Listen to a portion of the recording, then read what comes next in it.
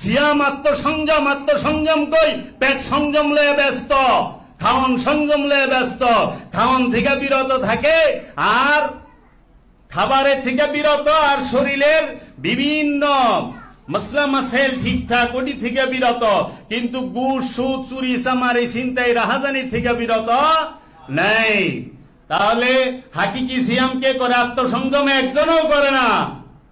দেহ সংযম দা বোঝায়, দেহ সংযম করতে হইব, তার আগে আত্মসংযম। কারণ আত্মসংযম হইলে দেহ এমনি সংযম হয়ে যায়, ওইটার স্পেশাল ভাবে এটাই কানন লাগে না।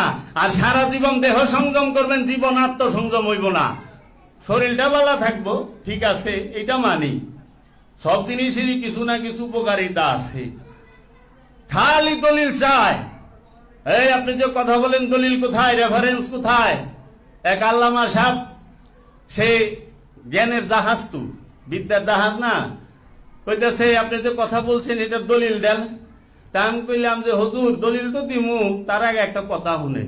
দলিলের কইলে দলিল নাই, দলিলের দলিল থাকে না, দলিলেরই দলিল নাই। কারণ দলিল যেখানে শেষ ওইখানে সত্য ঘাড়ায় রয়েছে। সত্যের দলিল লাগে না, সত্য নিজেই প্রকাশ। সূর্যের দলিল লাগবে না, সূর্যের দলিল লাগে না। দলিল লাগে কার? মূর্খের। জ্ঞানীর দলিল লাগে না। জ্ঞানী নিজের দিকে চাইলে দলিল সব এখানেই আছে। দলিল দেয় আপনারা আটকাইবার লেগা দলিল চায়, শিখানের লেগা না, জানানের লেগা না। আপনি দলিল দেখাইলে একই শুধরায় না।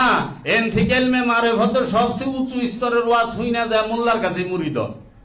কিলা হইল এলমে মার ভদ্র উঁচা স্তরের ওয়াজ হই না, মোল্লার কাছেই তো গেল। লাভটা হইল কোথায়?